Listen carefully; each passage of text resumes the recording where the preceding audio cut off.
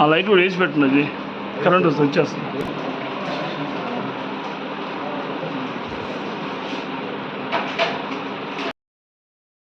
నేను ఎలక్షన్స్ అయిపోయిన తర్వాత 3వ రోజే బెంగళూరుకి వెళ్ళడం జరిగింది.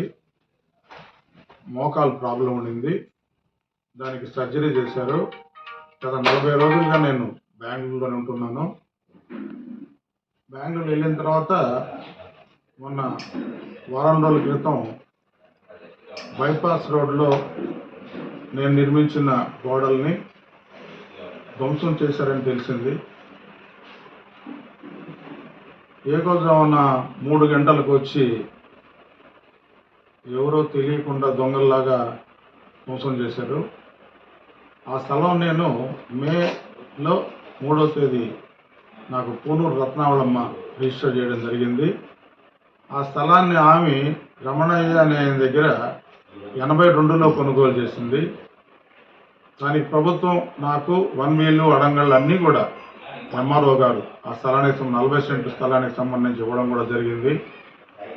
అప్పటి నుండి నేను గత 3 సంవత్సరాలుగా ఆ రిజిస్ట్రేషన్ కన్నా ముందు నాకు వాళ్ళు అగ్రిమెంట్ చేసిన సందర్భంలో 3 సంవత్సరాలుగా ఆ స్థలం పచ్చిపాల రాధాకృష్ణారెడ్డి అని బోర్డులు పెట్టి దాన్ని మట్టి ఆ లెవెల్ చేసుకుంటూ ఉండడం కూడా జరిగింది.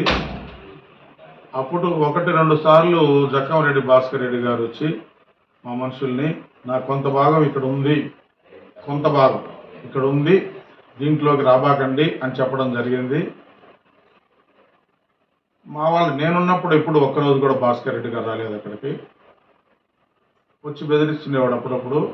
ఎప్పుడు కూడా నాకు అంతా ఉందని చెప్పలేదు, కొంత భాగం ఉందని చెప్పేవాడు.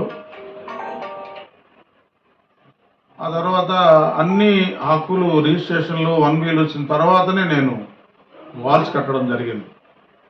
ఏ ఒక్కరోజు కూడా వాల్స్ కట్టేటప్పుడు వచ్చి మాట్లాడడం జరగల. ఇక్కడ నాకు ఉండే నిజంగా అతనికి ఉండుంటే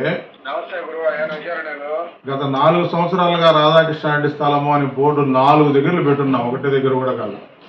పీకేసి ఇది జక్కంరెడ్డి భాస్కర్ రెడ్డి స్థలము అని పెట్టుకోవచ్చు కదా.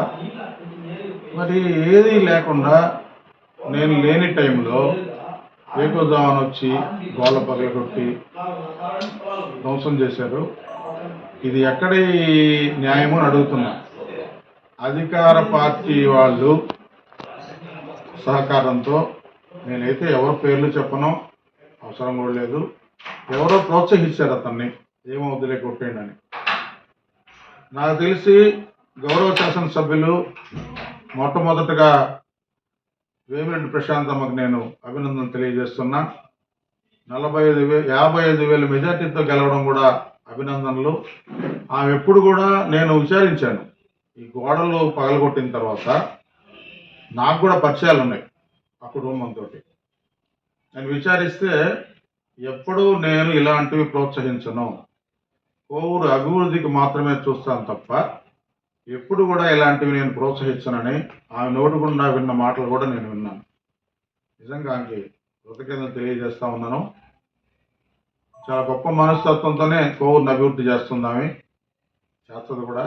ఎందుకో ఇలాంటి చర్యలు ఈ బలం చూసుకొని, అధికార పార్టీ బలం చూసుకొని విధ్వంసం చేశారు. మీరందరూ చూసుంటారు కూడా, ఖర్చులో కూడా వచ్చినాయి. చాలా ఘోరంగా 20 లక్షల రూపాయలు ఖర్చుతో నిర్మించాను. ఆ గోడ కట్టేటప్పుడు R&B ఇంజనీర్లందరినీ కూడా పిలుచుకొని, నేషనల్ హైవే ఇంజనీర్ని వాళ్ళ నామ్స్ ప్రకారం, అన్నా నేను ఇక్కడ గోడ కడుతున్నాను ఇంజనీర్ని అడిగితే మీటర్ వదలమని చెప్పారు. తారు రోడ్డు ఎడ్జ్ నుంచి మీటర్ వదలమంటే నేను 5 అడుగులు వదిలే. ఇప్పుడు కూడా చూడొచ్చు మీకు.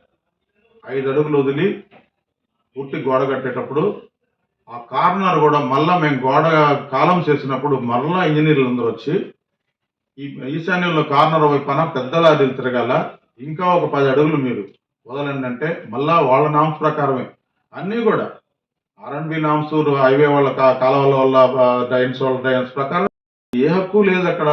హక్కు ఉంటే ఏంటి, కోర్టుకు వెళ్ళాడు. మేము రిజిస్టర్ అయిన తర్వాత కోర్టుకు వెళ్ళాడు. మనం ఇప్పుడు వేస్తున్నాం కోర్టులో, జడ్జి సంవత్సరం పైనుంచి జడ్జి కూడా లేడు కోర్టులో. అలాగే తీసుకుంటాం కదా. ఏ రోజైనా కానీ కోర్టు ఇస్తే గోడలు కట్టినా, బిల్డింగ్ కట్టినా అతనికి ఎంత ఉందో అంతా ఇచ్చేస్తా, మొత్తం ఉందంటే మొత్తం వదిలేస్తా. అవి తీసుకోకుండా నువ్వు ఎవరో ప్రోత్సహించారు, అధికార పార్టీ వచ్చింది, మాకు బలం లేదని విధ్వంసించడం తప్పు కదా. దాన్ని నేను ఖండిస్తున్నా. మీరు కూడా దాన్ని ప్రెస్లో కూడా ఖండించండి అని కోరుకుంటాను మిమ్మల్ని. అంతకన్నా చెప్పేది ఏం లేదు. మా దగ్గర ఉన్న ఈ డాక్యుమెంట్ ఇప్పుడు రిజిస్టర్ అయింది. ఈ హద్దులతోటి రెండు వైపుల కాలువ, రెండు వైపుల రోడ్డు. ఇంకెవరికి ఉంటుంది అక్కడ? వేరే ప్రాపర్టీస్ అయితే ఆ పక్కన పలానాయన, ఈ పక్కన పలానాయన అని ఉంటుంది. ఏం లేదు. తూర్పు దక్షిణం కాలువ, పడమట ఉత్తరం రోడ్డు అని. ఇంకెవరి హద్దులు లేవు అక్కడ. నాదుంది అని వచ్చి ధ్వంసం చేయడం అనేది తప్పు కదా. మీరు మళ్ళా వన్ వీలు అన్నీ ఉన్నాయి దీంట్లో.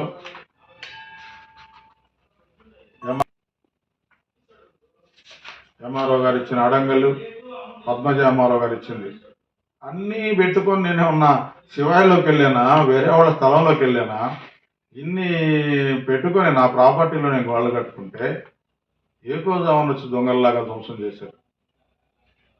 పోలీస్ కేసు పెట్టాను. ఎస్ఐ గారు చూసి స్పందించి ఇమీడియట్గా ఎఫ్ఐఆర్ రిజిస్టర్ కూడా చేశారు. కానీ పోలీసు కూడా ఇంతవరకు అతను పిలిచి అరెస్ట్ చేయడం కూడా జరగలేదు. మాట్లాడుతా ఉన్నాను ఎస్ఐ గారితో. అన్నా ఎవరో నాకు ఇన్ఫర్మేషన్ వచ్చిందనా, ఎవరెవరు ఆ జేసీబీలు ఎవరైనా కూడా ఇన్ఫర్మేషన్ వచ్చిందనా అంటున్నారు. ఇవన్నీ చూడండి, మీరు చూడండి. ఏదన్నా నా గురించి ఏమన్నా చిన్న తప్పు ఉందేమో దీంట్లో. రామనాథం స్కూల్ దగ్గర ఆచి బాగా కొడతారంట, పచ్చిపాల శంకరెడ్డి బస్ షెల్టర్ బాగా కొడతారంట. ఏంటి ఇవన్నీ? ప్రజలవి కదా, నాయ కాదు. నా డబ్బులతో ఈరోజు కూడా డెవలప్ చేస్తున్నా వాటిని. ఇప్పుడు మీరు నేరుగా వెళ్తే శ్మశానంలో 4 పనిచేస్తుంటారు, నా డబ్బులే. నీట్గా డెవలప్ చేస్తున్నారు. ఆ లైబ్రరీ చూడండి, 25 లక్షల రూపాయలు. మీ అందరూ తెలుసు. లైబ్రరీ ఒక ఫ్లోర్ కట్టమంటే 2 ఫ్లోర్లు కట్టా. లైబ్రరీ చైర్మన్ నాకు గిఫ్ట్ ఇచ్చాడు, రాదన్నా కమ్యూనిటీ హాల్ కట్టాను. ప్రహరీ గోడలు లేవు, బాత్రూమ్స్ లేవు, అన్నీ కట్టా. 25 లక్షల రూపాయల ఫండ్ నాకు రావాలి. ఇంకా స్కూల్లో అయితే రామనాథమ్మ ట్రస్ట్ వచ్చిన తర్వాత విగ్రహం పెట్టమని అడిగారు, సరస్వతీదేవి. ఈరోజు అక్కడ టెంపుల్ కట్టా. 5 లక్షలతో 50,000 రూపాయల విగ్రహం అయిపోయేదాన్ని 5 లక్షలతో టెంపుల్ కట్టా. 10 లక్షలతో సైకిల్ స్టాండ్ చేశారు. ఇవన్నీ చేస్తా ఉంటే ఎందుకు బాధ? ప్రభుత్వం వచ్చింది, ప్రభుత్వంకి వీటన్నిటికీ వేస్తాము. ప్రజలకు శ్మశానం, ప్రజల లైబ్రరీ, ప్రజల బస్ షెల్టర్, ప్రజల స్కూలు నావి కాదు. అందువల్ల ఏంటంటే ఒక నా స్థలం కాబట్టి ఆ స్థలం మీద ఇంకా నాకు చాలా స్థలాలు ఉన్నాయి. ఇంకా వాటి మీద కూడా పోయి ఏదైనా చేసుకోవచ్చు వీళ్ళు అనిపిస్తే. మరి అవన్నీ రిజిస్టర్ అయినట్టే ఇది రిజిస్టర్ అయింది. థ్యాంక్స్.